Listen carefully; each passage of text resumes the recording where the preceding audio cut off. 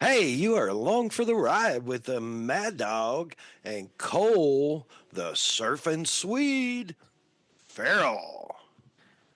We are the DeLorean of podcasts, no guarantees.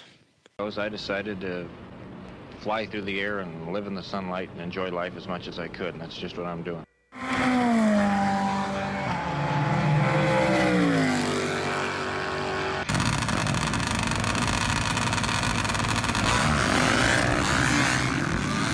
Okay, it's happening. Everybody stay calm. What's the procedure, everyone? What's the procedure? Stay calm.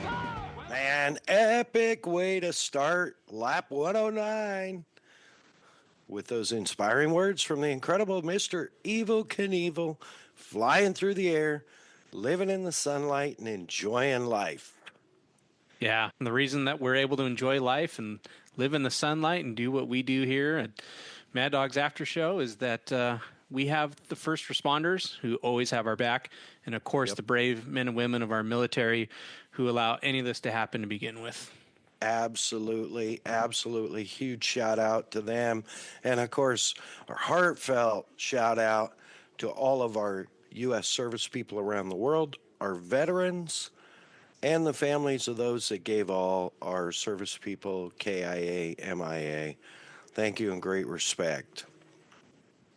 While we're thanking people, man, thank you to our great partners and sponsors.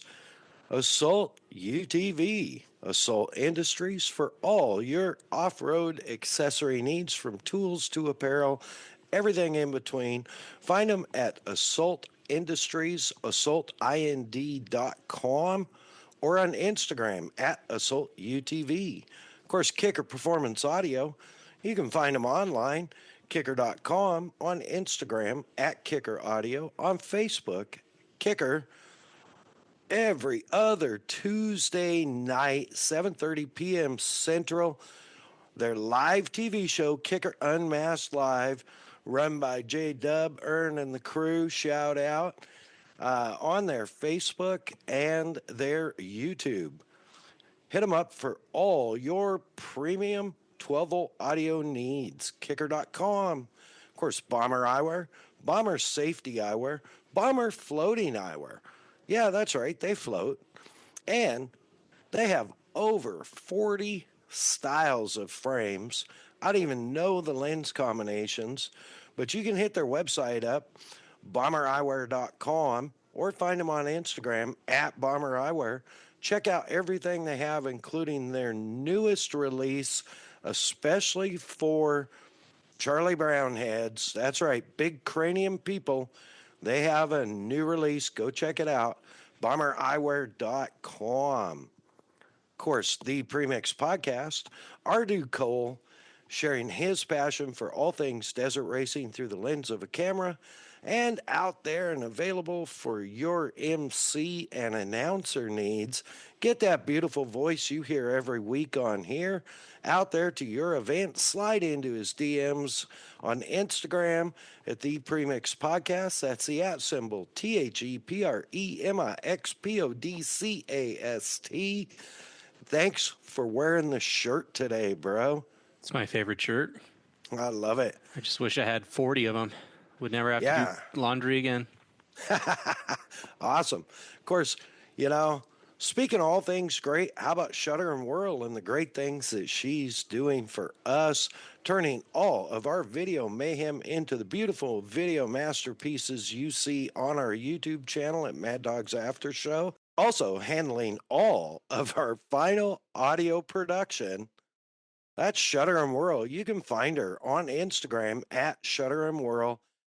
Click on the link in her bio for the website for all your still photography needs or video needs from pre-production through post-production. Shutter and Whirl has you handled. Of course, Hey Keeks Marketing, handling all of our social media templates, our logo work, some of our artwork, does a great job, and our website too. That's right. Hey Keeks handles everything you need from websites to social media. Find her at heykeeks.com or on Instagram at heykeeksmarketing. Man, oh man, I've been excited about this one for a long time. My good buddy, Oklahoma's own Cody Elkins, freestyle extraordinaire master. What's up, buddy? Oh man, just living the dream, man. How are you? I'm good. I'm good. Thanks for jumping on. We've been trying to put this together for a while, and uh, man, I'm glad we were able to. Yeah, it's been a minute. It's been a minute. the For those of you who don't or aren't familiar with Cody Elkins, I guarantee you have seen his one of his videos for sure, and we'll get to it. But it was if anybody has seen the video of the absolute insaniac backflipping over a Red Bull biplane, well, I think it was a Red Bull biplane, Not uh, Red Bull, but yeah, it a was a biplane, modified pits. Skip yeah, Stewart's modified pits. backflipping a motorcycle over an airplane. That was Cody. Yeah, So I know that's still there's still videos like that that pop up in my reels. I think I always send them to you. I'm like, hey, they forgot to mention you. yeah. There's since then there's been a few guys that's kind of duplicated what we've done, and there's a really good team out of Australia that does it. There's a team out of Canada that's doing it now. Skip and I, we still meet up a few times a year at different air shows. We've got a couple scheduled for this year that I'm super excited about. We're going to do the first time ever backflipping the quad over the airplane. Oh my, what, Yeah, that's going to happen this year. dude? We've talked about you and I have talked about this in the past, especially at Doomfest, how much the air affects a quad so much more than a bike. How like, man, that's going to be gnarly. Yeah, it affects it in a different way. So like where a bike, it's like riding a board. When you jump, a tailwind you don't really notice. It might push you a little deep. A headwind, you kind of notice it catches your front fender a little bit. It might slow you down a little bit. Um, those aren't as affected, on a bike. Where on Right. a quad, those are very effective. Where on a quad you got a headwind, it's like hitting the brakes in the air. It just Yeah. stalls you out. Or opposite with the tailwind, it'll actually help push you pretty far. And then when it comes to crosswind, it's like almost the opposite. So on a bike, it tends to grab the wheels, the spokes and everything. Yeah. It tends to grab the wheels and start tucking things. So if you're above the bars, or if you're only hanging on with one hand or not hanging on at all, it really starts to articulate the bike in an uncomfortable way. Where on the quad, since the quad doesn't have as much surface area this way, and it's more here and this, and it's got more weight, it actually doesn't tilt or cork the quad out in a way. It'll actually just move the quad straight sideways, but not Interesting. as aggressively as it does on the bike. So they both kind of have a give and take when it comes to the wind. Yeah, well, and you've got so much seat time on both. It's, for a lot of guys, I don't imagine getting off a bike and getting on a quad is just natural, or vice versa. And I've seen you do it, I think in the same performance one time. Yeah, quite often actually. Yeah. 'Cause, it's funny. They're like, "Oh, I get two for the price of one, so let's have you ride both." And Yeah. yeah, so I've literally, been in the same show with both machines, and some of the promoters and stuff even challenged me to go straight from backflip to switch machines straight to backflip into the other machine, Wow. and with no setup or warm up jump. And those are always, the ones that they get your adrenaline going a little bit. Yeah. Yeah, I imagine.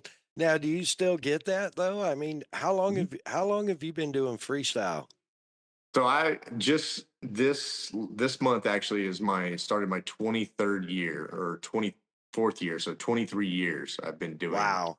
freestyle motocross. Um, and it's been a dream come true ever since. I'm still living that dream, and still, doing, 40 plus shows a year all over the world. And you know, it's been an amazing ride, not only getting to ride and all that stuff. But man, just getting to see the world in so many Yeah. different places and meet so many cool people. I mean, this industry's really opened up, my friend base to people not only, in the industry, but outside of the industry and across the world. It's brought some incredible people in my life. So it's it's beyond a dream come true. Like when I was young, wishing I could be a professional motocross racer and, really training for racing, I never could have imagined that my life ended up this way. Yeah, that's rad.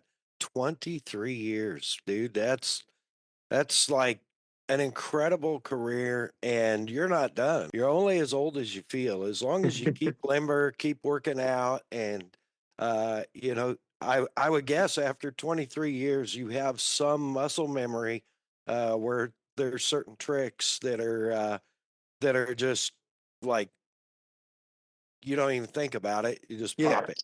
Yeah, they're kind of just second nature. And those are the tricks I like doing the most, because one, I do them well enough that they're the extension on them is really good. So the crowd gets really wowed by those tricks. Versus me trying to do a trick I'm not as comfortable with and maybe not getting full extension on.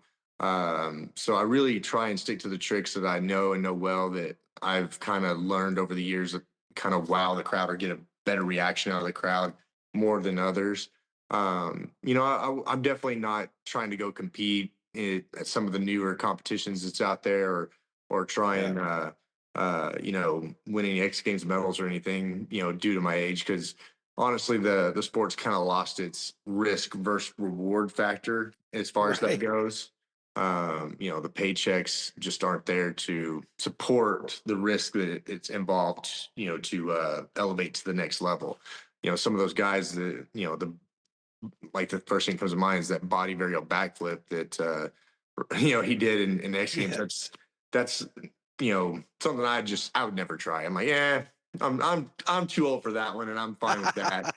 But no, like you said, as long as you stay in shape, right on the other side of this wall is my gym, and my wife and I, we work out every day that we're home, and we really try and take care of our bodies. And I train martial arts 3 nights a week. I'll actually be going straight from this to class tonight, and that really helps me with my flexibility. And then I love training that anyway. And so between those things, and honestly, my good Lord Savior Jesus Christ keeping me safe year after year after Yep. year, and helping my body bounce back from the small injuries that I have had. I've been very, very lucky to ride this long and to be able to keep going. Yeah, for sure. Big blessing without a doubt. And it's and you're good for the sport, you know. You really are. I mean, we've had Haslam and we've had Cowboy on, and you guys are good people, right? You've kind of guys like you have changed a lot of the stereotype of freestyle, and it's really, I think, been good for the sport. Yeah, I mean, I appreciate you saying that. I really do. Uh, you know, us as Christians, we always try to be good. We're all sinners. We all make mistakes. There was definitely times in my life I was living as a total hypocrite and not being, a very good Christian. And and then other times where God, definitely called me closer to Him, and kind of showed me the error of my ways for sure. But no, I agree. In the early stages of freestyle, man, I felt like I needed a mop and bucket everywhere I went, because I was going around behind freestyle teams and pretty much cleaning up messes, man. Like, Yeah. promoters would be like, listen, you know, please don't trash this hotel room too bad. Like they automatically expected I was going to trash the hotel room or do something crazy. Right. And I'm like, no, dude, you're not going to have any issues. Like, it's not a big deal. And they're like, well, the last guys, we went through 4 hotels and we're only down to a couple more. So if you could just not trash this one too bad. And I'm like, is this really okay? I'm like, no, I'm not going to hurt anything in the hotel. Like you'll get your deposit back, I promise. And then, they're like, well, the last guys, we had to bail them out of jail 3 times over the weekend just to get them to the show. And I'm like, what is happening? I'm like, Yeah. what kind of people are you guys riding with? And then I actually got stuck on a tour where I got kind of firsthand experience of, what some of the guys were like. And Man, it was wild. It didn't last long for me because it wasn't the place for me. But Yeah. I'll never forget. I was 20 years old and I was stuck in traffic. And at that time, I traveled a little bit from racing, but nothing like freestyle was having me travel. And I was on this team that's not around anymore, and uh, riding with a couple riders that aren't around anymore. And man, it was crazy. I was young and straight edge.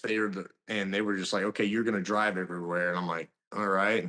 Just driving this dually with a 20,000 pound landing ramp behind it and bikes in the back of the truck, all stickers down the side, and these two riders just pulled out some drugs and started snorting them on the console while I was stuck in traffic, and I was Wow. like, "What is happening? Like, why?" It was not the scene for me for sure, but Right. those early days had me question if I had made the right choices in life. I could see that. Yeah, for sure.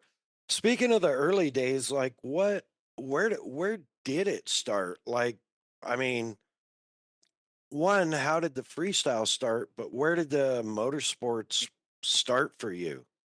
Man, my motorsport started through my dad. My dad was the kid that always wanted a motorcycle but could never have one, and then kind of bought his own bike and all that kind of stuff. And then when I was younger, like 4 years old, they got us three wheelers, and then we got some four wheelers, and some guys talked my parents into let me race, and I got to go race my quad, and I enjoyed it. And then that was right whenever the first like oil field crash kind of happened back then, and then racing stopped. Like riding Right. stopped, everything just kind of stopped, and didn't really ride again except for a little bit of bicycles and stuff for about 6 years there, and then Wow.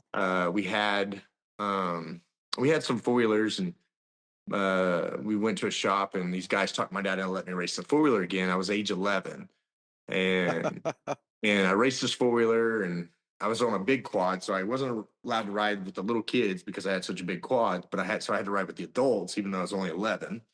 And I did pretty good, but I could clearly see there was only two classes of quads, minis and bigs, But Right. there was all these classes of bikes, and there were so many more bikes, and I was like, I want a bike, I want a bike.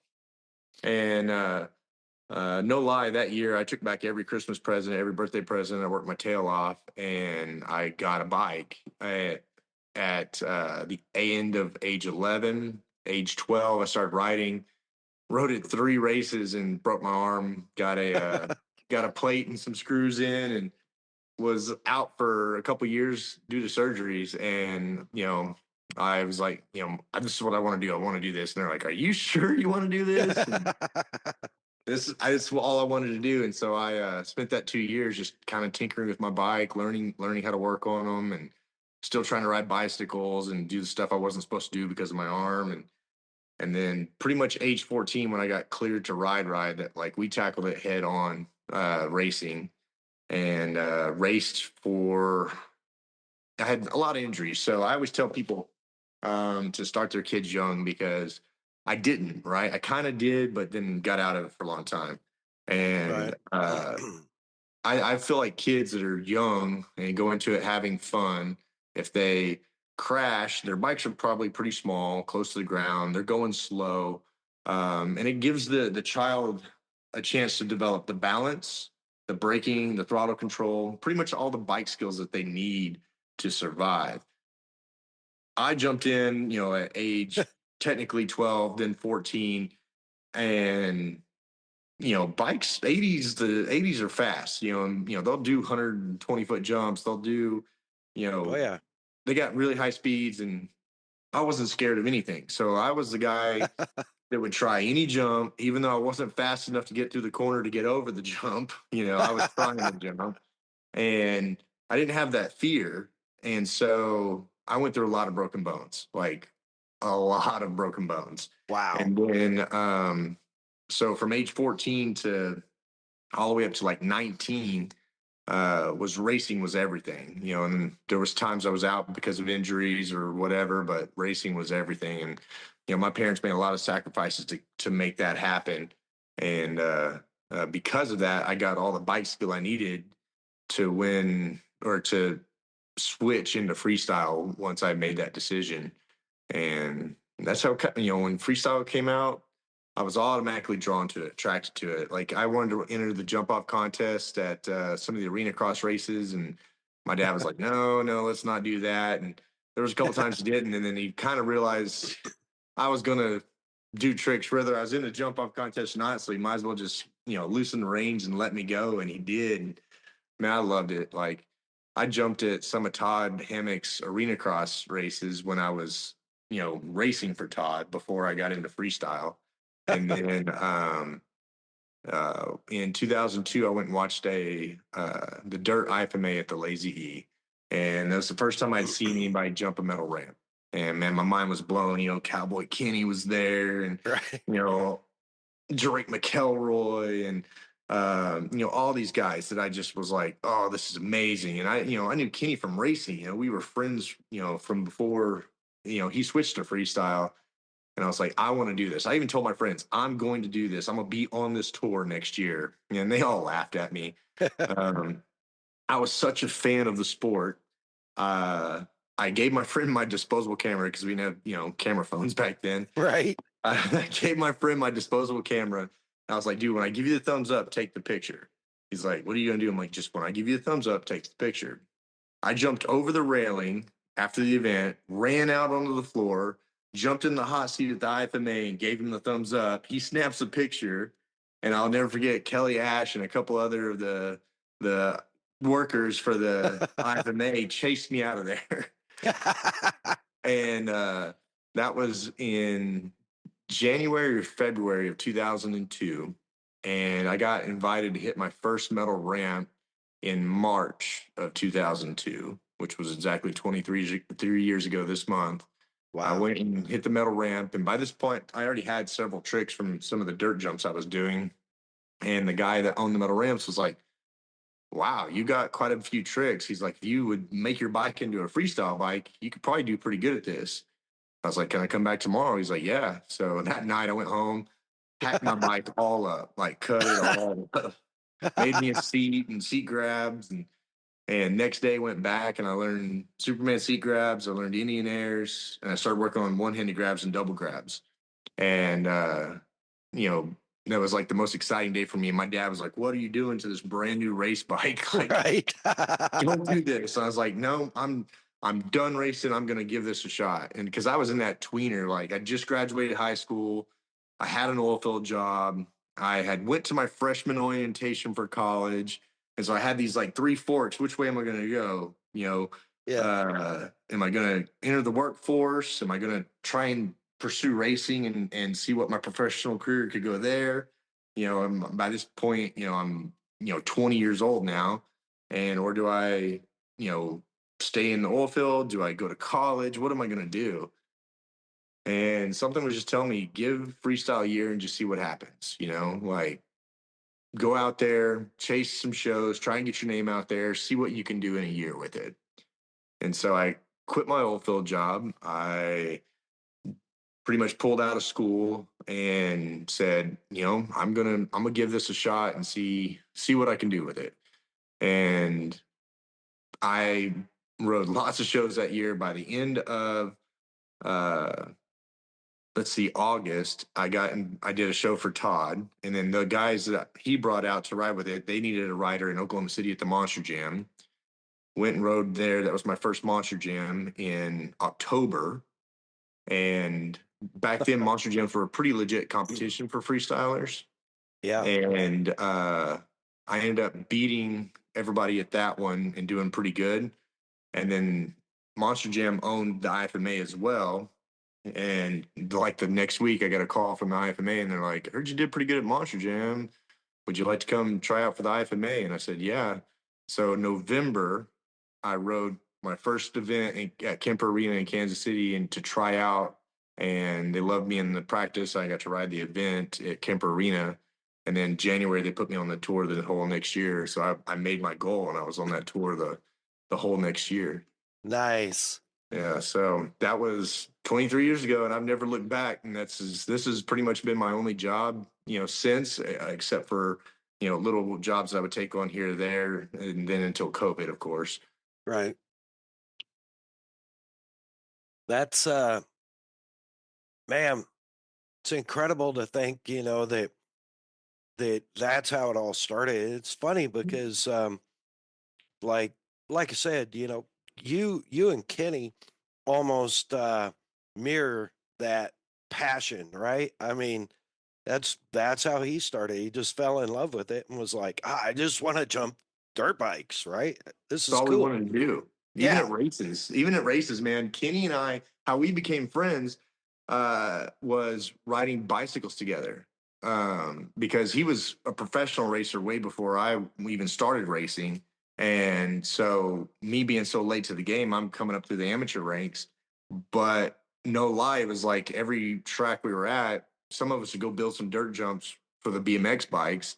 And I'd always bump into Kenny there. And it was me and Kenny we would be going out and trying the biggest jumps on our bicycles or doing the biggest tricks on our bicycles at the motocross track, and that was always like what the other dads didn't want you doing, right? Don't be doing Right. that kind of stuff while we're at a track. Don't get hurt riding your bicycle. But that's what Keeney and I had so much fun doing.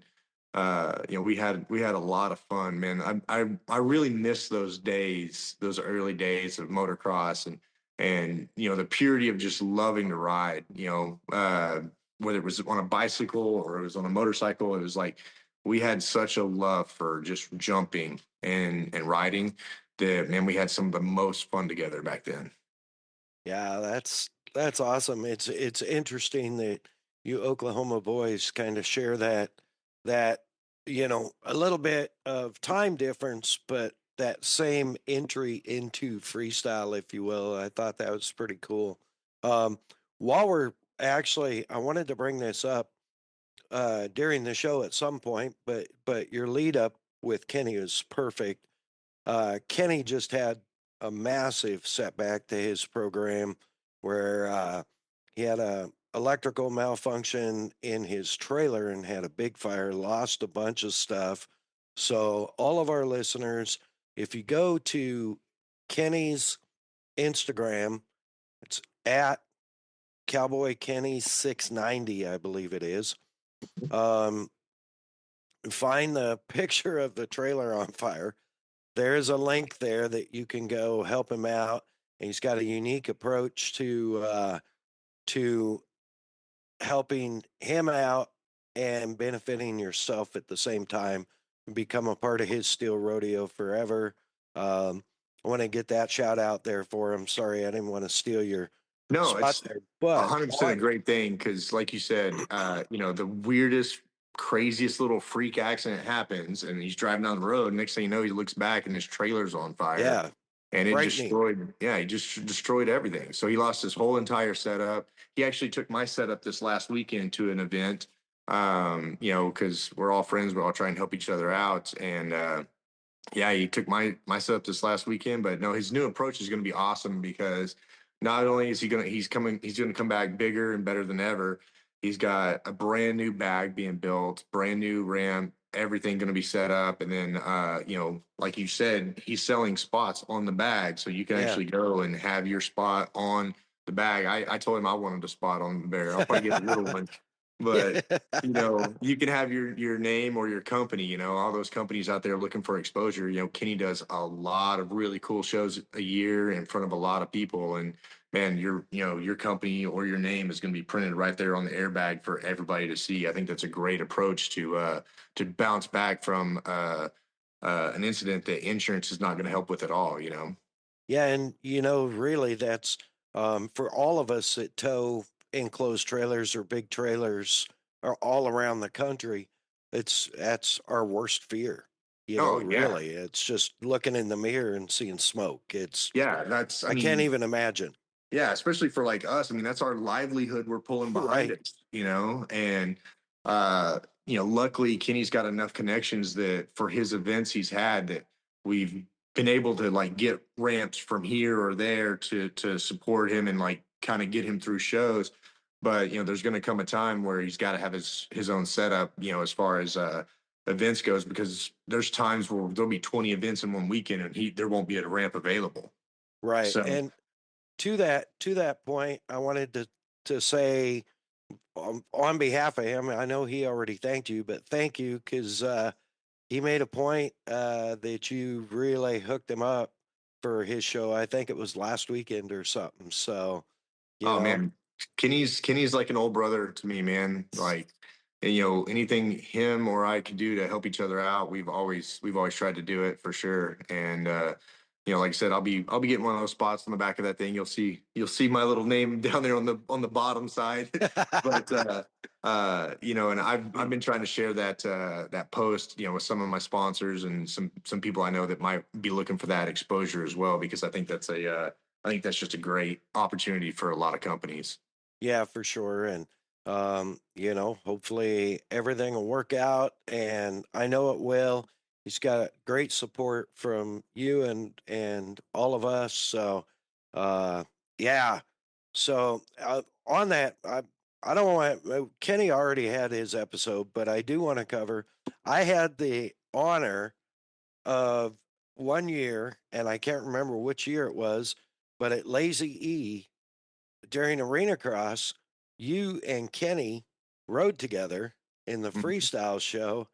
Man, I'm standing there and I'm like, two of the greatest, like, longest running icons in freestyle are right here. And then I pitched a crazy idea. I'm like, hey, why don't you guys stand in the back of the Kicker General and throw T-shirts in the crowd? And I got to drive. I got to chauffeur you guys in a side by side I built all the way around the racetrack on the outside. It was really cool. That was definitely a highlight for me, and I thank you and Kenny, because that was super rad.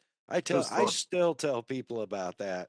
Oh man, it was super fun. And like you said, anytime I get to ride an event with Kenny, dude, I have so much fun just because uh we do a lot of the opposite tricks. Like you said, we're very similar in how we came up and got into the sport. But riding styles, we actually have a pretty different riding Yeah. styles. And I'm a bar trick guy. I like really jumping over the bars, and even our whips are a little bit different. So we have a very different riding style with him jumping to the back of the bike. He's big into rock solids and doing grab tricks. So I think when Kane and I do get to ride together, I think the crowd it's a really good treat for the crowd, because they get a really good spectrum of both sides of the bike, two different styles of riding. And then, like you said, he's a great role model as well. Someone who's, you know, a good guy off the bike, and so Yeah. that always makes my weekend way more fun to when I'm riding with someone like that. Yeah, for sure. And it's I mean, you probably don't want to look at yourself as one of the senior statesmen, if you will, of freestyle, but you are. I mean, you came in just after the inception. You've been there this whole time. Um, and there's more riders than I can count on both hands that really, I feel like, owe you a lot, because you've taken a lot of guys under your wing and worked with them. And talk about that, like developing these new riders. Like, I know a lot of guys, a lot of my good friends in the industry that basically, like, maybe they were doing tricks, but they went to Cody's place and really fine tuned, That's something Kenny did a lot of too. I feel like, maybe it's just the Oklahoma in us. Our door has always been open to anybody who wanted to come ride, come hang out. I had that place in Weatherford for so long, and it was right there off of I-40. And then I'd have just random people that happen to have dirt bikes and stop by and want to ride the track or try and hit the ramp, or guys that would hit me up on Facebook or whatever. And And, Kenny had a much bigger and better facility than I had because he eventually built a foam pit and helped guys, learning the flip and everything like that. He even helped me when it come time to start flipping the quad because I was like, hey, yeah, I think I'm just going to pull it to dirt. And he's like, man, why don't you go ahead and come up and flip it into my pit, so you're safe. And I was like, all right, I'll come up. And, uh, so he's always been awesome as far as, helping others. And I love it, man. Like, honestly, I think teaching is kind of like one of my second loves, I guess. I help teach the martial arts class here in town because I've kind of worked my way up through the ranks and belts to get high enough that I can help others. And I love it. Like helping others reach their goals, whatever it is. I think that's what we're supposed to do, is help build each other up. And I've had some of the best friends ride with me when we had that spot in Weatherford, Kyle Lovelace and Slade Waltman and, just all these guys that we used to go out there and we would ride every day for hours on end, as long as the wind wasn't blowing, we were out there. And man, we had so much fun and we really pushed each other into different levels. And I miss a lot of those guys. I wish some of them were still doing freestyle. I wish some of them were, still riding and stuff with me. But in the early days of freestyle, there was nothing better than to, get a bunch of guys out there, go out there, and whether we had to push the ramp up for new guys and inch it back or whatever we did, it was all about just for the love of riding and having fun and building each other up. It was really, really good times. Yeah, that's awesome. And really, it's fantastic for the newer guys um because they can touch on your experience and your background and things what to and what not to do even Yeah. in the industry, whether they listen or not is another thing. But, True. True. yeah, yeah, yeah, there's some out there, I'm sure, but it's crazy. Do you find when you're riding like with some of the younger guys, let's say, um, do you do you do you still get that kind of like spurred on competition feeling? Yeah.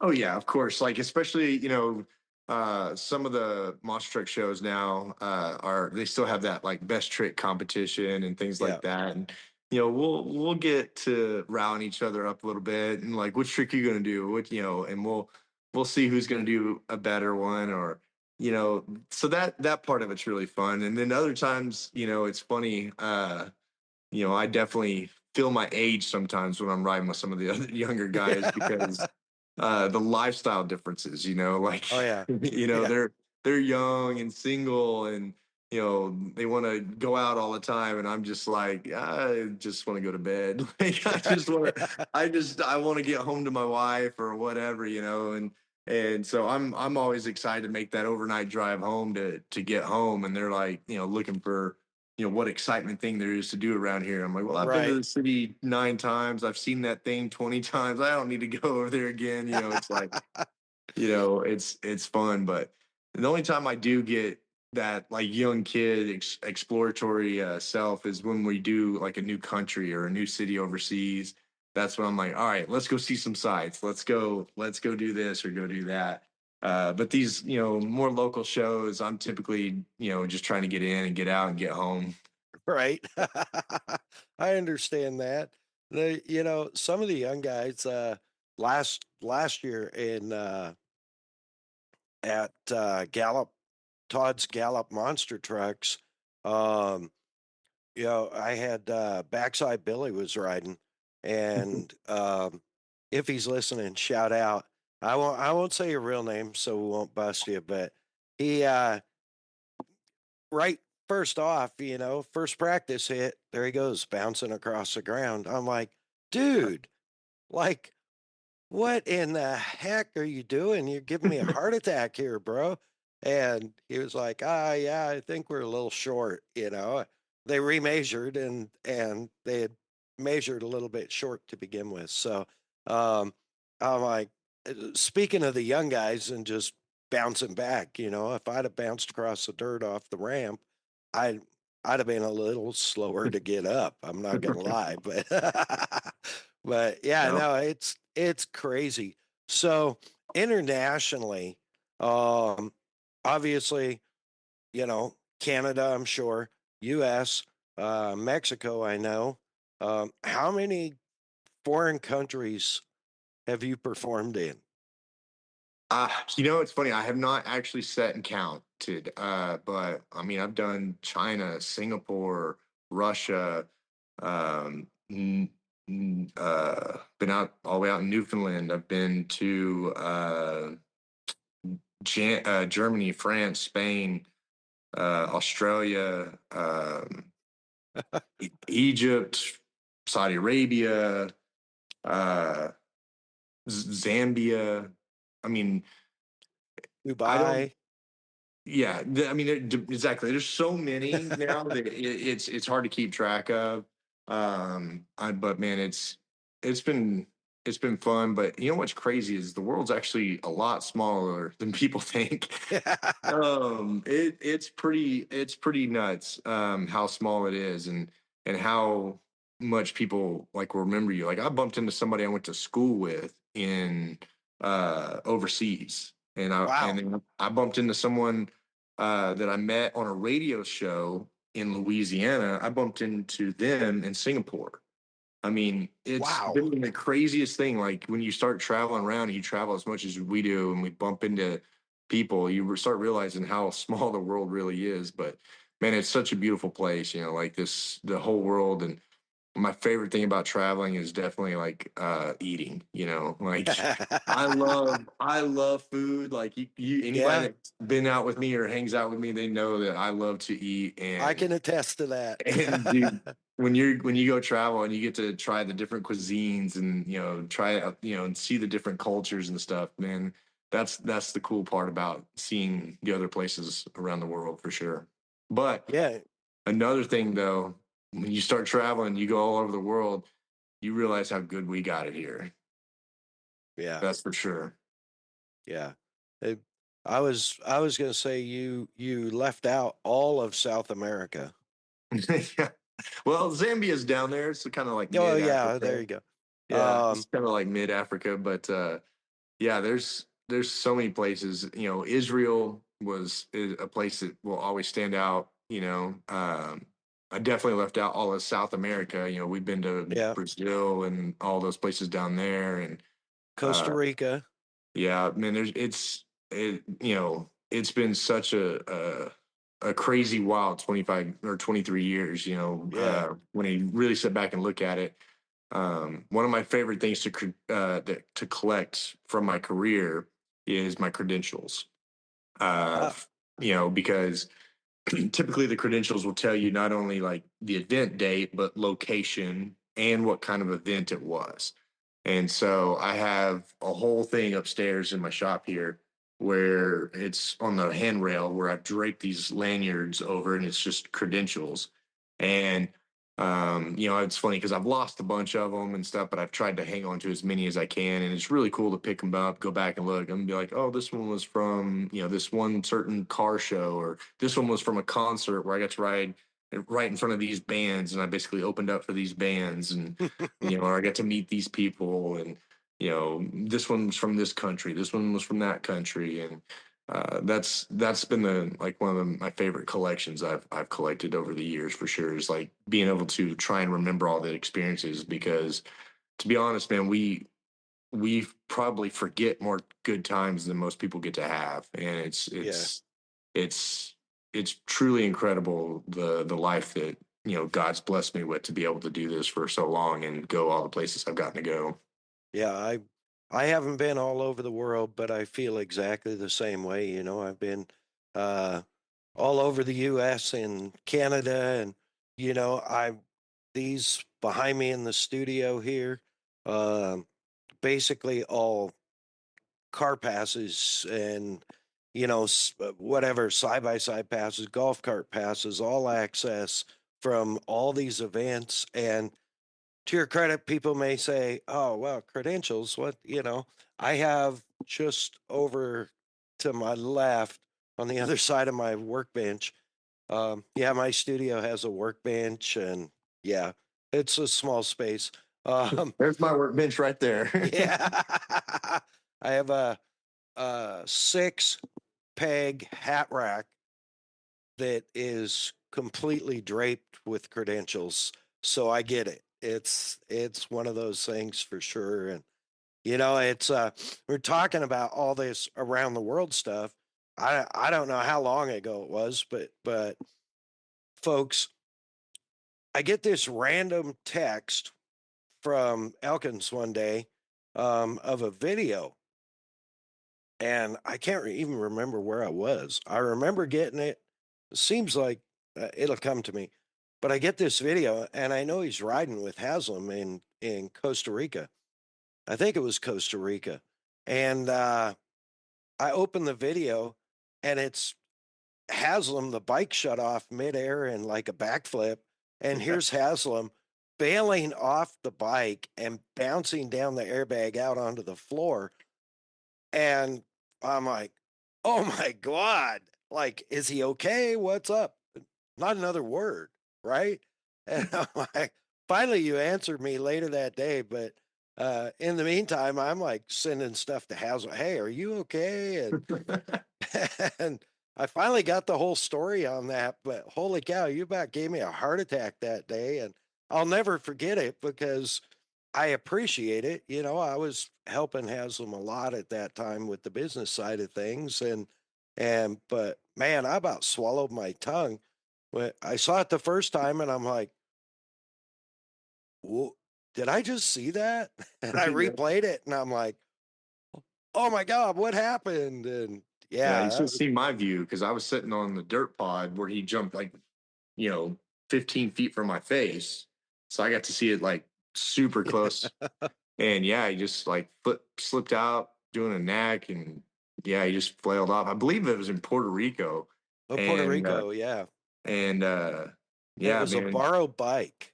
We all had some different bikes down there, and it was made it a little hairy. That's one thing that when you travel overseas and stuff, you tend to end up riding some crazy things. Some people won't, and I've kind of been one of those guys that they're like, oh, I need you to go ride a Honda, or I need you to ride a KTM, or I need you to ride this or ride that. And I've kind of always been like, all right, whatever it is, I'll go ride it, and, but yeah, sometimes you get a bike that's not quite right. And sometimes, I mean, it's dangerous. It can cost you. It almost cost me in Saudi Arabia. Um, I was riding a bike that was older and it had some hours on it, and I gave it a good tug, and I just got like a dead pull. Didn't get the grunt off the ramp, and under rotated a flip and caught a knuckle. Oh, Bike just slapped down, knocked me out. Bike hit me in the back of the head and tumbled oof. down. Broke my humerus, and it was a rough one for sure. But that's one of those things. Like when you go overseas and you're borrowing bikes, you never know what you're really going to get. Yeah. Yeah, that's crazy. And that's a whole nother aspect that nobody really understands or sees or gets or even knows about is, Mm. you could end up with a bike that hasn't had an oil change in, you know, 3 years and been beat through the Puerto Rican bush or whatever. It's Yep. yeah. And to you guys' credit, you still go out there and do the best you can, try and huck it. And that's beyond me. I am maybe I'm a prima donna, but I don't know that I could do it even if I was skilled enough to do stunts. So Yeah, it takes a certain part of your brain you got to just kind of like turn off and say, okay, this is risky, this isn't fun, or this isn't good. It's like you just got to shut all that off, and like people always ask if we're scared, and I'm always 100% honest with them. I'm like, yeah, I'll be honest with you. What we do is scary, and I'm always scared, but I always try to use that fear more as a focus factor, you know, like I use the fear as a way to like help me hyper focus on what it is I need to do and how I need to do it. And where it got me in um, Saudi Arabia actually was it was like day 6 or 7 of a 12-day show, Oh, and you know, you get a little bit too comfortable on those sometimes, and you know, day 6 or day 7 of a 12-day show, and you know, you go into it and you're like, oh, I've got this, and all it takes is one little bit of a not quite enough, and you get a dead pool, and also it under rotates, you know. yeah. And it could have been like if you see the video, I've still never released that video because it's a pretty brutal crash, and but man, when you watch the video, like you realize like how lucky like I was, because when I slapped down and the bike goes from a back flip to a front flip, and it literally comes, and it as soon as my head hits the ground and bounces up, the bike hammers it back down in the ground, and the back wheel hits right back here. Wow. And I had a full carbon fiber helmet, you know, one of the top of the line helmets at that time. You know, and it probably saved my life, but it still bruised my head through my helmet, Whew. and you know, of course, knocked me out. But you know, all it needed to be was, you know, this much lower. You Yeah. know, Right. because there was nothing from here down. I'm wearing just a jersey. You know, there's no Yeah. real true protection. You know, it could have been just you know, a few inches lower, and it would have, you know, got me right in the neck at full speed, and you know, it could have been really, really bad. So, Yeah. Yeah. I understand that, and you know, I still don't understand. There's a lot of you guys that I mean, I get it inhibits your motion, but like ballistic jackets, neck, you know, Lead or something similar, uh, man, you know, they could make all the difference in the world, but then for freestyle guys, they could make all the difference in the world negatively because you're you need often need that extra little bit of motion, you know. mhm. Yeah, it's a really tough thing, like, you know, because there are a lot, and I do mean a lot of really awesome safety gear out there. There really is. Yeah. Um, and you know, when it comes to racing and stuff, I really feel like there are some really good protection out there that uh, doesn't quite work for freestyle. Like for me, being a bar trick guy, like knee braces. You know, Yeah.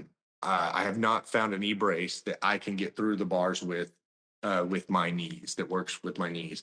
I'd love to wear a knee brace, but then also there's a give and take. You know, I've fallen from 45 feet without the bike where I flailed away, you know, and landed. Yeah. And I've been very blessed. I've never had like a knee issue.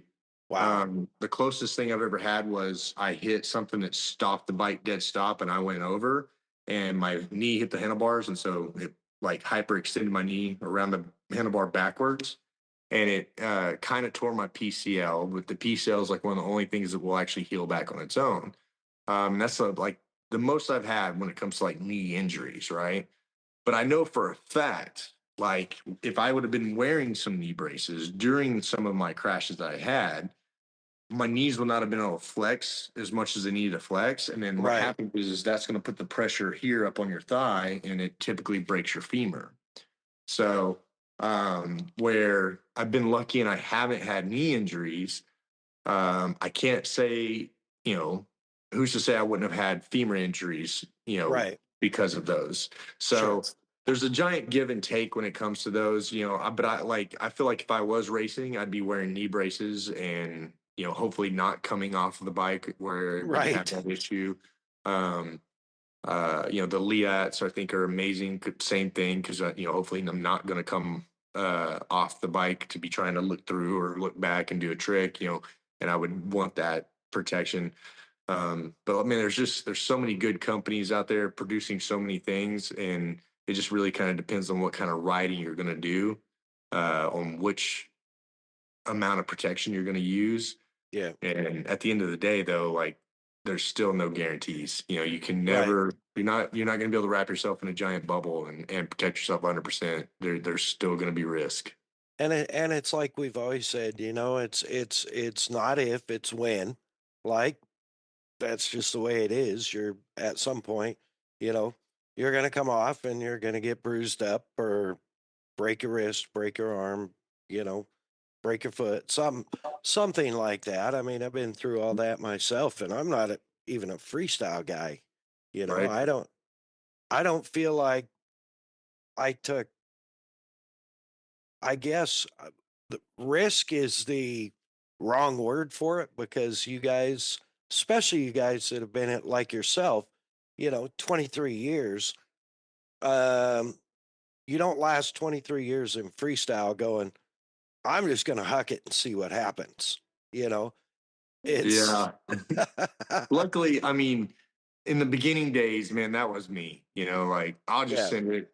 I'm just gonna go. I'll jump it. I mean, I've jumped some really dumb setups. Like, I mean, stuff that I should not have been doing it, and I got lucky.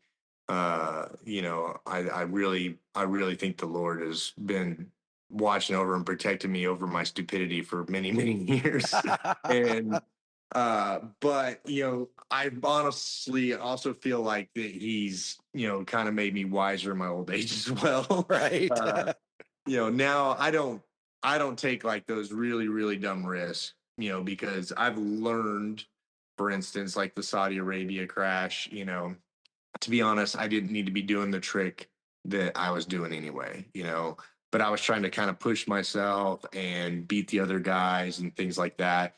Right. And, uh, you know, that was a risk versus reward thing that was not smart in my thing. You know, to be honest, there was so many other events going on at that event at the same time we were performing that I think we only had 50 people in the crowd, you know, Wow. Yeah. and you know because there was so many other things going. They had the giant car loop. They had a stunt show going on. They had drifting going on. They had, you know, Indy cars running. They had so many other things going on, and they were just cycling people from show to show to show to show to show. You know, that was a really not smart move on my part. That I, you know, those are mistakes I've learned from. You know, now I Yeah. don't do that. I'm like, okay, you know, just do what you know how to do it smooth, don't take any unnecessary risks, and you know, still wow the crowd, give them a good Yeah. show. But it's not worth risking your life over, you know, to do one thing that you think you might be able to do or you should do. Right. Yeah. And that makes perfect sense. And you know, um, it's it's really cool, I guess, that you've learned that, but it was a hard way to learn it for No. sure. It was a really hard way to learn it, you know, and kind of a funny side story to that is um, they wouldn't see me in the hospital in Saudi. So we drove around, they drove me around the next day to three different hospitals, and they just wouldn't see me. You know, they wouldn't take me Huh. in. And but there was a like medical tent on site that did have a doctor, and he evaluated me.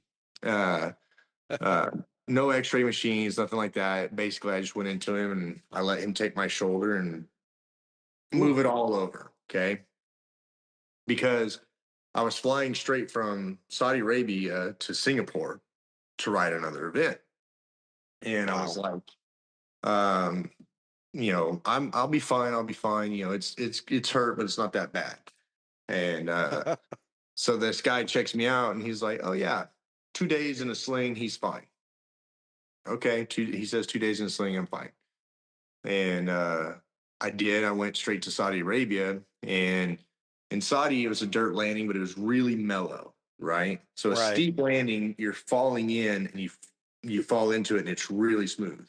When it's mellow, you fall in, and it's like more of an impact, right? So you Right. land really hard. And we had done Singapore before, but the first time we did it, they had completely different dirt, and it had like this oil in it. It made everything like super slick, like Wow. everything super slick. We couldn't even jump the takeoff because the oil out of the dirt made the takeoff so slick, you would just fall on the takeoff. Wow. So we ended up having to carpet the whole takeoff and our entire run up just to be able to jump on this dirt. So we go back and we're expecting that same crappy slick dirt. Right. And we go back and it wasn't. It was actually decent dirt, but everybody's heads were so like wrapped up in the year before's dirt that we were like nobody wanted to jump it. So I was like, I'll jump it first. So I go out, I jump it, but when I landed and all that impact and everything came down, I knew I was like, I'm in trouble. I was Ooh. like, my arm is hurt bad. So I literally hit the ramp 3 times in practice, and I was scared I wasn't going to be able to do any tricks. And so I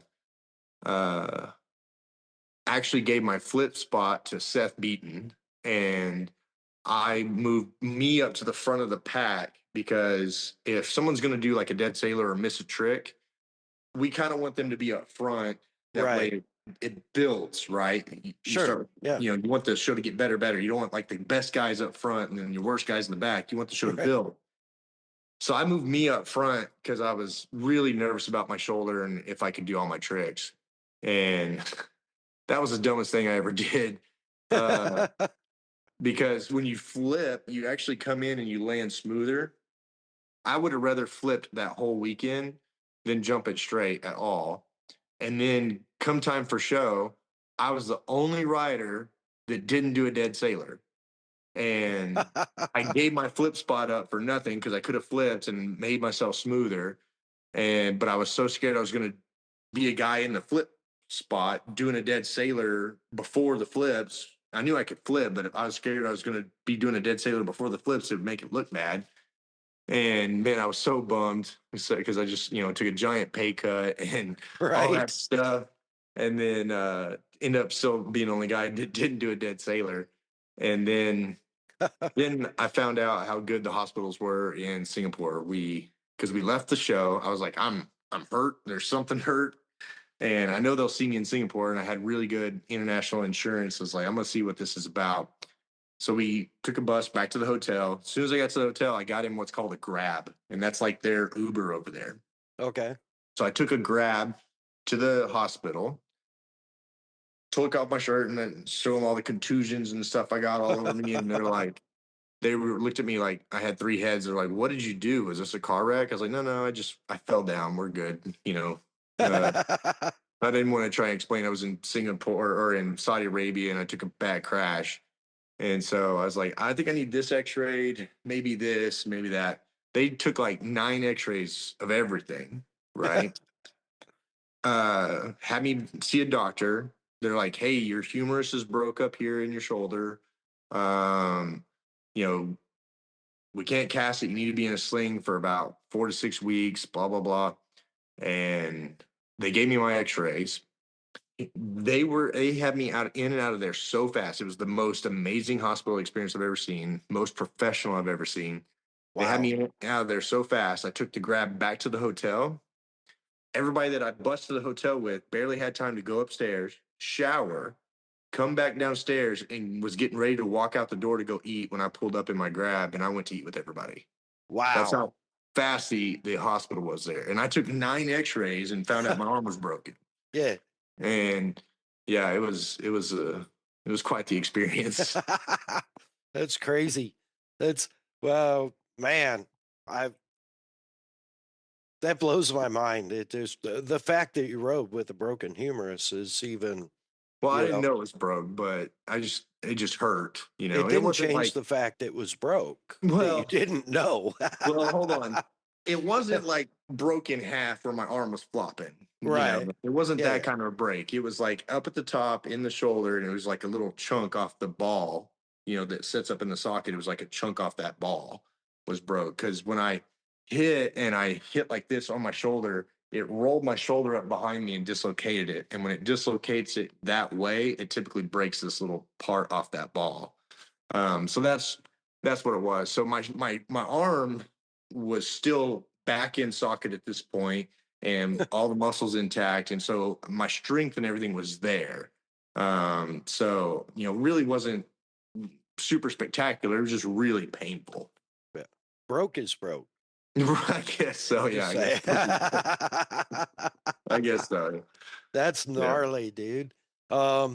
Something I want to cover. I know we're getting on time here. Something I do want to cover though is you had talked about earlier your faith and your belief, and I find it encouraging and invigorating that you have found a way to work that into your freestyle life with, in essence, like mission trips with freestyle shows.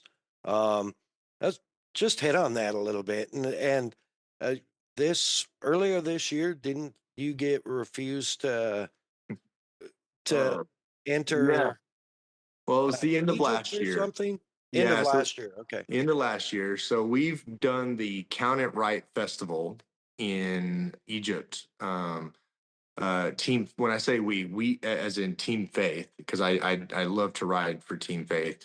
Team Faith has been doing the Count It Right Festival over in Egypt for a very long time. Terry Russell was like, I believe, the first rider that went over there for them to get it going off the ground. And then, Kevin Johnson went, and then Kevin brought me, and Kevin and I got to ride together. And then 2 years ago, not last year, but the year before, I got to go do it. And it's always an amazing trip. They bus in thousands of kids every day for 5 days straight, and these kids get to see everything from jugglers to ventriloquists to jump rope guys, basketball guys, power lifters, skateboarders, BMXers, freestyle motocross, just all these Christians from all these different backgrounds and all these different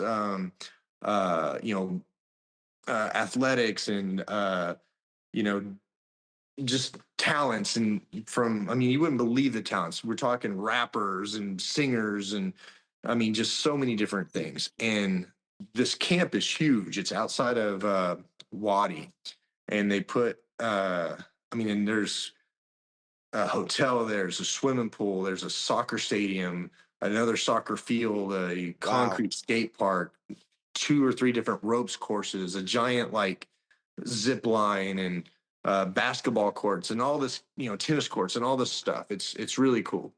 And so they all day long they're busing kids in now, and we'll do 3 or 4 shows a day every day, and then they're just cycling them. Yeah. And each one of my shows was having, I would say, I don't know, man, it seemed like 1,000, 2,000 people there, at each one of my events. And it's so great because we would ride, and then we would share, Yeah. and every time we would share, we'd share something completely different. It was just kind of spiritual led, whatever God wanted us to share at that time. And it was such an honor and thrill to be a part of. 2 weeks last year before we went, I got a call from the jump rope guy. And he told me that he had been denied access into Egypt. He said, once I arrived, they said, you can't come. And he was going over 2 weeks early as a trip with his friends and family, because he's been over there so many times. You get to know kind of everything in the area and the pyramids and everything. And so he was going to be kind of like a personal tour guide for his friends and family. Well, they all got right in, and he wasn't allowed to come. Oh, wow. And he's like, man, I think something's up. He calls me, he goes, I think something's up, because as soon as they scanned my passport, they knew, and I wasn't allowed in. And all they would tell me is I'm a threat to national security. He goes, I bet you he goes, I think they've got all of us flagged that way. I'm like, you think? And so we start calling over there, trying to like communicate with them. Hey, is this happening? Can we come? What's going on? And we had to submit our passports and everything. And they all gave us a thumbs up. Everything's good. You're allowed in the country. Please come. Please come. Okay. So we go. We weren't allowed in the country. Oh, man. And every single person that was on the previous year's performers list was banned. Wow. Now, I took over Alan Dixon, who's another Christian writer that's an amazing guy. Yep. Him and his wife, they got right in. The clown, Shaggy, he brought a new clown with him. The new guy got right in. Every new person we brought got right in. But even the evangelist that went over there, every performer or anybody that was on the list from that Count It Right festival from the year before was not allowed in. Now, when you're not allowed in, you got two options.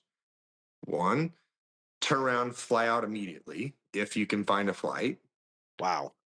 Two, be detained until you can fly out immediately. Oh, So we were arrested and detained until we could fly out. wow. And, you know, they treated us like criminals, man. It was kind of wild. Like, at first, they were all super nice and got us to escort our bags back to the back and everything because they're like, "Oh, we have a room for you and everything's fine."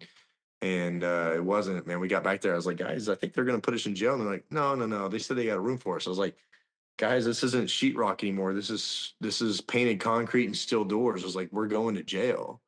And they're like, "You think?" And I'm like, "I know it. We're about to lose all of our possessions here in just a minute." And sure enough, man, they took all of our phones, all of our stuff, our shoes. The guy jerked I had a drawstring on my jogger pants I was wearing. He jerked the string out of those things, and they shoved us in a cell and left us there until it was time to fly out.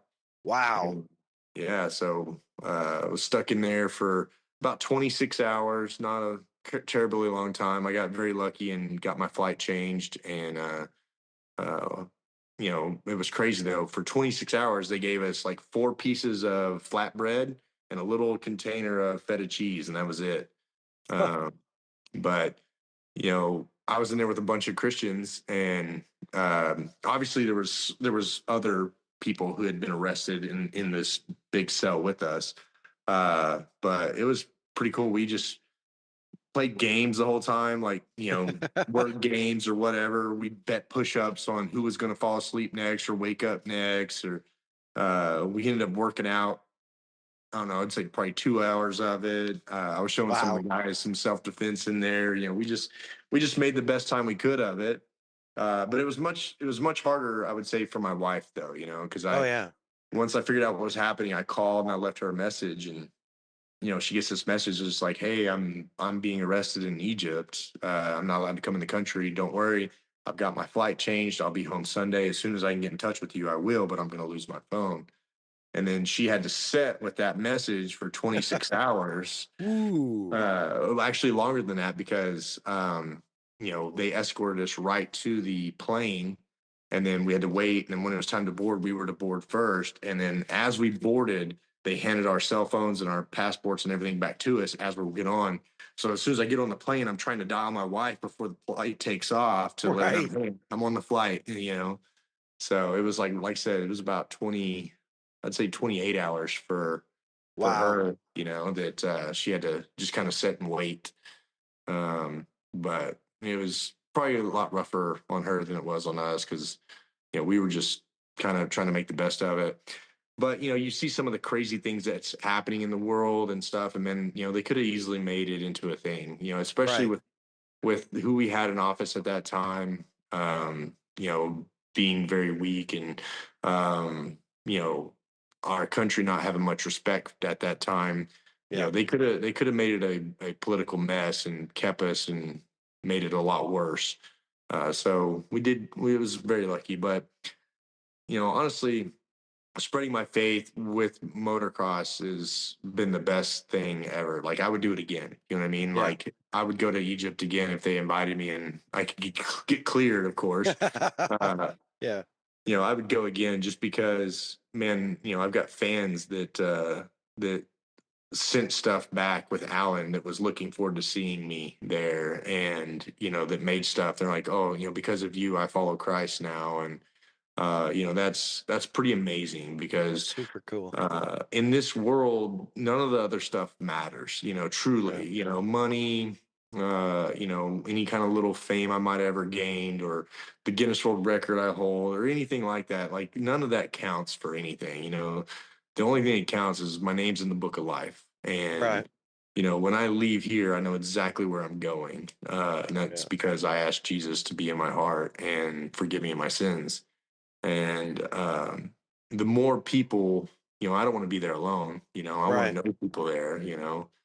And the more people we can bring with us, the better. And I truly think that's like the most important thing, because people don't realize how much of a spiritual warfare goes on every single day. Yeah.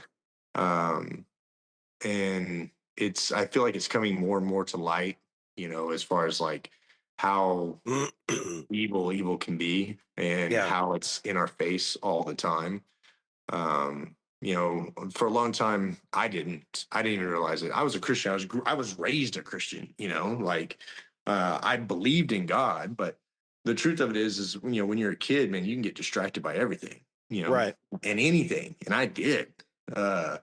I never like did drugs or stole, or, wasn't really a big troublemaker or anything like that. But like, we're all sinners. We all have something that's going to grab a hold of us, and for me, one of the seven deadly sins was lust, that grabbed a hold of me, and that had a hold of me ever since from a little kid, and I didn't even realize it,